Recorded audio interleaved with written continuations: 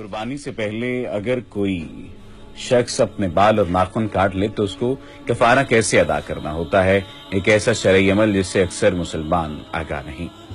ईद उल अजहा के मौका पर इस्तिताअत रखने वाले मुसलमान अपने और अपने खूनी रिश्तेदारों के लिए भी कुर्बानी का एहतमाम करते हैं।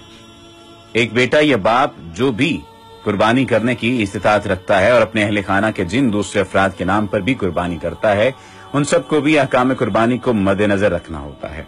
ताहम अक्सर लोग जो कुर्बानी तो करते हैं लेकिन एक बड़ा मुस्तहब अमल भूल जाते हैं, और वो अमल ये है कि कुर्बानी देने वाला कुर्बानी से 10 दिन पहले तक अपने बाल और नाखून काटना बंद कर दे।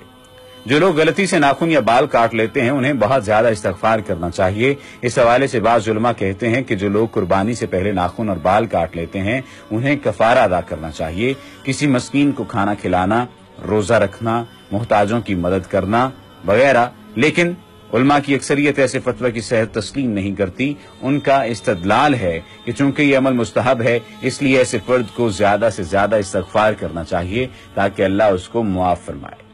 इरशाद नबी के मुताबिक जिलहज का चांद नजर आने से ईद उल अजहा तक न बाल काटने और न ही नाखून तराशने चाहिए। लिहाजा कुर्बानी करने वाला शख्स जिलहज का चांद नजर आने से 1-2 दिन पहले गैर जरूरी बालों की सफाई कर ले, क्योंकि जिलहज के पहले अशरा में उनका काटना और तरशवाना रसूलुल्लाह सल्लल्लाहु अलैहि वसल्लम ने मना फरमाया है।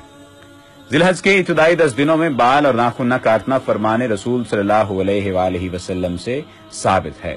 उम्मुल मोमिनीन सैयदा उम्मे सलमा रज़ियल्लाहु ताला अन्हा से रिवायत है, रसूलुल्लाह सल्लल्लाहु अलैहि वसल्लम ने फरमाया, जब माह जिलहज का चांद नजर आए और तुम में कोई कुर्बानी का इरादा करे तो वो ना अपने बाल काटे और ना ही नाखून तराशे।